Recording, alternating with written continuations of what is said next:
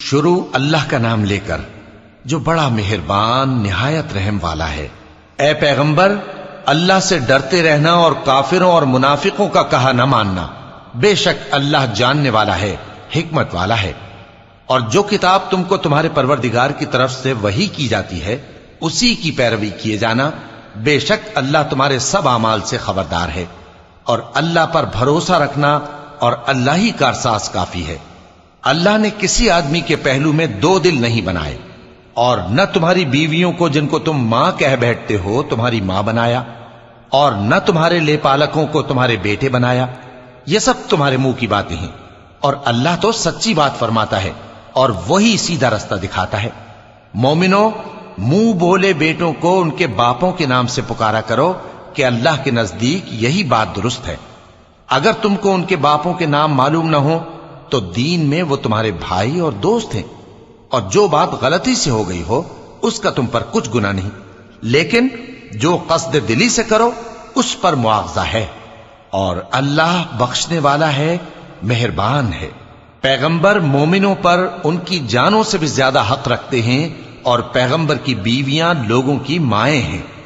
اور رشتہ دار آپس میں کتاب اللہ کی روح سے مسلمانوں اور مہاجروں کے مقابلے میں ایک دوسرے کے ترکے کے زیادہ حقدار ہیں، مگر یہ کہ تم اپنے دوستوں کے ساتھ احسان کرنا چاہو۔ یہ حکم کتاب یعنی قرآن میں لکھ دیا گیا ہے۔ اور جب ہم نے پیغمبروں سے ان کا عہد لیا، اور تم سے اور نوح سے اور ابراہیم سے اور موسیٰ سے اور مریم کے بیٹے عیسیٰ سے، اور ہم نے عہد بھی ان سے پکا لیا تاکہ سچ کہنے والوں سے ان کی سچائی کے بارے میں اللہ دریافت کرے،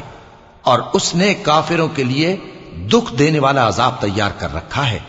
مومنو، اللہ کی اس مہربانی کو یاد کرو جو اس نے تم پر اس وقت کی جب فوجیں تم پر حملہ کرنے کو آئیں تو ہم نے ان پر آندھی چھوڑ دی اور ایسے لشکر نازل کیے جن کو تم دیکھ نہیں سکتے تھے، اور جو کام تم کرتے ہو اللہ ان کو دیکھ رہا ہے۔ جب وہ لوگ تمہارے اوپر اور نیچے کی طرف سے تم پر چڑھ آئے، اور جب تمہاری آنکھیں پھر گئیں اور دل مارے دہشت کے گلوں تک پہنچ گئے، اور تم اللہ کی نسبت طرح طرح کے گمان کرنے لگے، اس موقع پر مومن آزمائے گئے اور سختی سے ہلا ہلا دیے گئے۔ اور جب منافق اور وہ لوگ جن کے دلوں میں بیماری تھی کہنے لگے کہ اللہ اور اس کے رسول نے تو ہم سے محض دھوکے کا وعدہ کیا تھا، اور جب ان میں سے ایک جماعت کہتی تھی کہ اے اہل یثرب، یہاں تمہارے ٹھہرنے کا مقام نہیں تو لوٹ چلو، اور ایک گروہ ان میں سے پیغمبر سے اجازت مانگنے اور کہنے لگا کہ ہمارے گھر کھلے پڑے ہیں، حالانکہ وہ کھلے نہیں تھے، وہ تو صرف بھاگنا چاہتے تھے۔ اور اگر فوجیں اطراف مدینہ سے ان پر آ داخل ہوں پھر ان سے خانہ جنگی کے لیے کہا جائے تو فوراً کرنے لگیں، اور اس کے لیے بہت کم توقف کریں، حالانکہ پہلے اللہ سے اقرار کر چکے تھے کہ پیٹھ نہیں پھیریں گے، اور اللہ سے جو اقرار کیا جاتا ہے اس کی ضرور پرسش ہوگی۔ کہہ دو کہ اگر تم مرنے یا مارے جانے سے بھاگتے ہو تو بھاگنا تم کو فائدہ نہیں دے گا، اور اس صورت میں تم بہت ہی کم فائدہ اٹھاؤ گے۔ کہہ دو کہ اگر اللہ تمہارے ساتھ برائی کا ارادہ کرے تو کون تم کو اس سے بچا سکتا ہے، یا اگر تم پر مہربانی کرنا چاہے تو کون اس کو ہٹا سکتا ہے۔ اور یہ لوگ اللہ کے سوا کسی کو نہ اپنا دوست پائیں گے اور نہ مددگار۔ اللہ تم میں سے ان لوگوں کو بھی جانتا ہے جو لوگوں کو منع کرتے ہیں اور اپنے بھائیوں سے کہتے ہیں کہ ہمارے پاس چلے آؤ، اور وہ لڑائی میں نہیں آتے مگر کم، یہ اس لیے کہ تم سے بخل کرتے ہیں۔ پھر جب ڈر کا وقت آئے تو تم ان کو دیکھو کہ تمہاری طرف دیکھ رہے ہیں، اور ان کی آنکھیں اسی طرح پھر رہی ہیں جیسے کسی کو موت سے غشی آ رہی ہو۔ پھر جب خوف جاتا رہے تو تیز تیز زبانوں کے ساتھ تمہارے بارے میں باتیں کریں اور مال میں بخل کریں۔ یہ لوگ حقیقت میں ایمان لائے ہی نہ تھے، تو اللہ نے ان کے اعمال برباد کر دیے، اور یہ اللہ کو آسان تھا۔ یہ لوگ خوف کے سبب خیال کرتے ہیں کہ فوجیں نہیں گئیں، اور اگر لشکر آ جائیں تو تمنا کریں کہ کاش خانہ بدوشوں میں جا رہے ہیں، اور تمہاری خبر پوچھا کریں، اور اگر تمہارے درمیان ہو تو لڑائی نہ کریں مگر کم۔ مسلمانوں، تم کو اللہ کے رسول کی پیروی کرنی بہتر ہے، یعنی ہر اس شخص کو جسے اللہ سے ملنے اور روز قیامت کے آنے کی امید ہو، اور وہ اللہ کا ذکر کثرت سے کرتا ہو۔ اور جب مومنوں نے کافروں کے لشکر کو دیکھا تو کہنے لگے یہ وہی ہے جس کا اللہ اور اس کے پیغمبر نے ہم سے وعدہ کیا تھا، اور اللہ اور اس کے پیغمبر نے سچ کہا تھا، اور اس سے ان کا ایمان اور اطاعت اور زیادہ ہو گئی۔ مومنوں میں کتنے ہی ایسے شخص ہیں کہ جو اقرار انہوں نے اللہ سے کیا تھا اس کو سچ کر دکھایا۔ پھر ان میں بعض ایسے ہیں جنہوں نے اپنی نظر پوری کر دی، یعنی جان دے دی، اور بعض ایسے ہیں کہ انتظار کر رہے ہیں، اور انہوں نے اپنے قول کو ذرا بھی نہیں بدلا،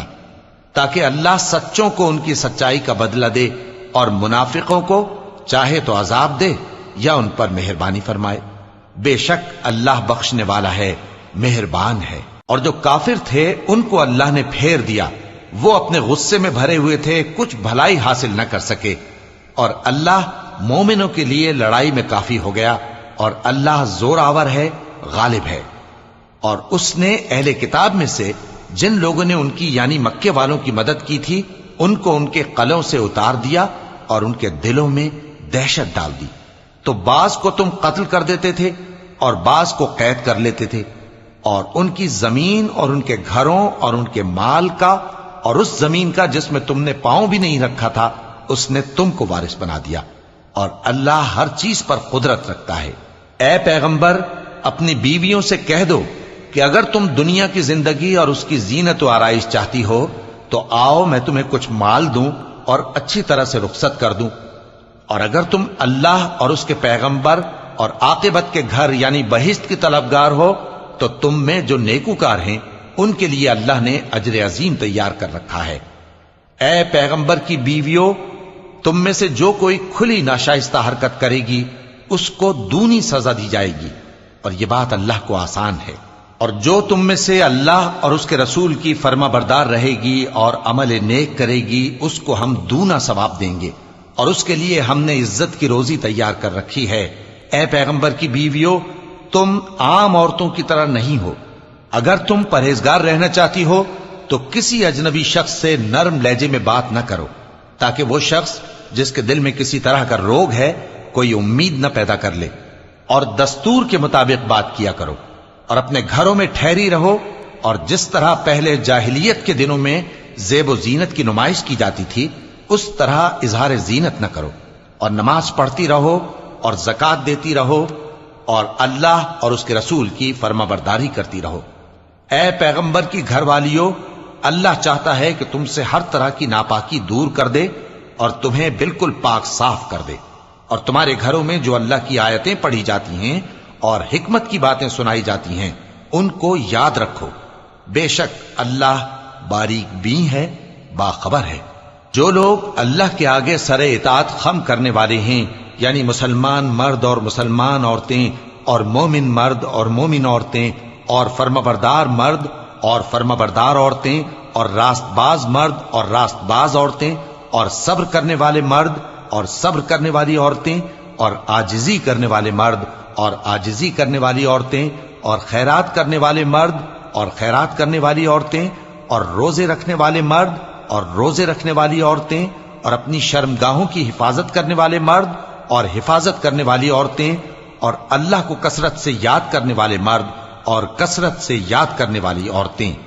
کچھ شک نہیں کہ ان کے لیے اللہ نے بخشش اور اجر عظیم تیار کر رکھا ہے۔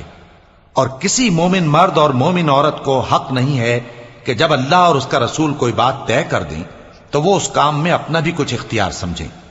اور جو کوئی اللہ اور اس کے رسول کی نافرمانی کرے وہ بالکل گمراہ ہو گیا۔ اور جب تم اس شخص سے جس پر اللہ نے احسان کیا تھا اور تم نے بھی احسان کیا تھا یہ کہتے تھے کہ اپنی بیوی کو اپنے پاس رہنے دے اور اللہ سے ڈر، اور تم اپنے دل میں وہ بات چھپا رہے تھے جس کو اللہ ظاہر کرنے والا تھا، اور تم لوگوں سے ڈرتے تھے، حالانکہ اللہ ہی اس کا زیادہ مستحق ہے کہ اس سے ڈرو۔ پھر جب زید نے اس سے تعلق ختم کر لیا یعنی اس کو طلاق دے دی تو ہم نے اسے تمہاری زوجیت میں دے دیا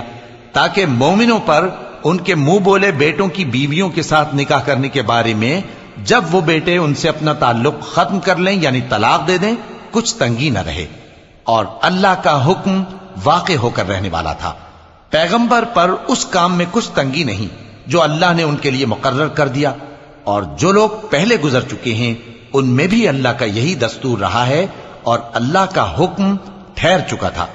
یعنی ان پیغمبروں میں جو اللہ کے پیغام جوں کہ توں پہنچاتے اور اس سے ڈرتے اور اللہ کے سوا کسی سے نہیں ڈرتے تھے، اور اللہ ہی حساب کرنے کو کافی ہے۔ محمد صلی اللہ علیہ وآلہ وسلم تمہارے مردوں میں سے کسی کے والد نہیں ہیں، لیکن اللہ کے پیغمبر اور نبیوں کی مہر یعنی سلسلہ نبوت کو ختم کر دینے والے ہیں، اور اللہ ہر چیز سے واقف ہے۔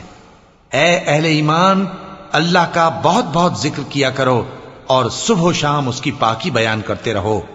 وہی تو ہے جو تم پر رحمت بھیجتا ہے اور اس کے فرشتے بھی، تاکہ تم کو اندھیروں سے نکال کر روشنی کی طرف لے جائے، اور اللہ مومنوں پر مہربان ہے۔ جس روز وہ اس سے ملیں گے تو ان کا تحفہ اللہ کی طرف سے سلام ہوگا، اور اس نے ان کے لیے عمدہ ثواب تیار کر رکھا ہے۔ اے پیغمبر، ہم نے تم کو گواہی دینے والا اور خوشخبری سنانے والا اور خبردار کرنے والا بنا کر بھیجا ہے، اور اللہ کی طرف اسی کے حکم سے بلانے والا اور چراغ روشن۔ اور مومنوں کو خوشخبری سنا دو کہ ان کے لیے اللہ کی طرف سے بڑا فضل ہے، اور کافروں اور منافقوں کا کہا نہ ماننا اور نہ ان کے تکلیف دینے پر نظر کرنا، اور اللہ پر بھروسہ رکھنا، اور اللہ ہی کارساز کافی ہے۔ مومنوں، جب تم مومن عورتوں سے نکاح کر کے ان کو ہاتھ لگانے یعنی ان کے پاس جانے سے پہلے طلاق دے دو تو تم کو کچھ حق نہیں کہ ان سے عدت پوری کراؤ، بس ان کو کچھ فائدہ یعنی خرچ دے دو اور ان کو اچھی طرح سے رخصت کر دو۔ اے پیغمبر صلی اللہ علیہ وآلہ وسلم، ہم نے تمہارے لیے تمہاری بیویاں جن کو تم نے ان کے مہر دے دیے ہیں حلال کر دی ہیں، اور تمہاری باندیاں جو اللہ نے تم کو کفار سے بطور مال غنیمت دلوائی ہیں، اور تمہارے چچا کی بیٹیاں اور تمہاری پھوپھیوں کی بیٹیاں اور تمہارے ماموں کی بیٹیاں اور تمہاری خالاؤں کی بیٹیاں جو تمہارے ساتھ وطن چھوڑ کر آئی ہیں، سب حلال ہیں۔ اور کوئی مومن عورت اگر اپنے آپ کو پیغمبر صلی اللہ علیہ وآلہ وسلم کے حوالے کر دے یعنی مہر کے بغیر نکاح میں آنا چاہے، بشرطے کہ پیغمبر صلی اللہ علیہ وآلہ وسلم بھی اس سے نکاح کرنا چاہیں، وہ بھی حلال ہے۔ لیکن یہ اجازت اے نبی صلی اللہ علیہ وآلہ وسلم خاص تم ہی کو ہے، سب مسلمانوں کو نہیں۔ ہم نے ان کی بیویوں اور باندیوں کے بارے میں جو مہر واجب الادا مقرر کر دیا ہے ہم کو معلوم ہے، یہ اس لیے کیا گیا ہے کہ تم پر کسی طرح کی تنگی نہ رہے، اور اللہ بخشنے والا ہے، مہربان ہے۔ اے پیغمبر صلی اللہ علیہ وآلہ وسلم، تم کو یہ بھی اختیار ہے کہ جس بیوی کو چاہو پیچھے رکھو اور جسے چاہو اپنے پاس رکھو، اور جس کو تم نے پیچھے کر دیا ہو اگر اس کو پھر اپنے پاس طلب کر لو تو تم پر کچھ گناہ نہیں۔ یہ اجازت اس لیے ہے کہ ان کی آنکھیں ٹھنڈی رہیں اور وہ رنجیدہ نہ ہوں، اور جو کچھ تم ان کو دو اسے لے کر سب خوش رہیں، اور جو کچھ تمہارے دلوں میں ہے اللہ اسے جانتا ہے، اور اللہ جاننے والا ہے، بردبار ہے۔ اے پیغمبر صلی اللہ علیہ وآلہ وسلم، ان کے سوا اور عورتیں تم کو جائز نہیں، اور نہ یہ کہ ان بیویوں کو چھوڑ کر اور بیویاں کر لو، خواہ ان کا حسن تم کو کیسا ہی اچھا لگے، مگر وہ جو تمہارے ہاتھ کا مال ہے یعنی باندیوں کے بارے میں تم کو اختیار ہے، اور اللہ ہر چیز پر نگاہ رکھتا ہے۔ مومنوں، پیغمبر صلی اللہ علیہ وآلہ وسلم کے گھروں میں نہ جایا کرو مگر اس صورت میں کہ تم کو اجازت دی جائے یعنی کھانے کے لیے بلایا جائے، جبکہ اس کے پکنے کا انتظار بھی نہ کرنا پڑے۔ لیکن جب تمہاری دعوت کی جائے تو جاؤ، اور جب کھانا کھا چکو تو چل دو، اور باتوں میں جی لگا کر نہ بیٹھ رہو۔ یہ بات پیغمبر صلی اللہ علیہ وآلہ وسلم کو ایذا دیتی تھی، اور وہ تم سے حیا کرتے تھے اور کہتے نہیں تھے، لیکن اللہ سچی بات کے کہنے سے نہیں شرماتا۔ اور جب پیغمبر صلی اللہ علیہ وآلہ وسلم کی بیویوں سے کوئی سامان مانگو تو پردے کے باہر سے مانگو، یہ تمہارے اور ان کے دلوں کے لیے بہت پاکیزگی کی بات ہے۔ اور تم کو یہ شایع نہیں کہ رسول اللہ صلی اللہ علیہ وآلہ وسلم کو تکلیف دو، اور نہ یہ کہ ان کی بیویوں سے کبھی ان کے بعد نکاح کرو، بے شک یہ اللہ کے نزدیک بڑا گناہ کا کام ہے۔ اگر تم کسی چیز کو ظاہر کرو یا اس کو مخفی رکھو تو یاد رکھو کہ اللہ ہر چیز سے باخبر ہے۔ خواتین پر اپنے باپ دادا سے پردہ نہ کرنے میں کچھ گناہ نہیں، اور نہ اپنے بیٹوں سے اور نہ اپنے بھائیوں سے اور نہ اپنے بھتیجوں سے اور نہ اپنے بھانجوں سے، نہ اپنی سی خواتین سے اور نہ اپنے باندی غلاموں سے، اور اے خواتین اللہ سے ڈرتی رہو، بے شک اللہ ہر چیز سے واقف ہے۔ اللہ اور اس کے فرشتے اس پیغمبر صلی اللہ علیہ وآلہ وسلم پر درود بھیجتے ہیں۔ مومنو تم بھی ان پر درود بھیجو اور خوب سلام بھیجا کرو۔ جو لوگ اللہ اور اس کے پیغمبر صلی اللہ علیہ وآلہ وسلم کو اذیت پہنچاتے ہیں ان پر اللہ دنیا اور آخرت میں لعنت کرتا ہے، اور ان کے لیے اس نے ذلیل کرنے والا عذاب تیار کر رکھا ہے۔ اور جو لوگ مومن مردوں اور مومن عورتوں کو ایسے کام کی تہمت سے جو انہوں نے نہ کیا ہو ایذا دیں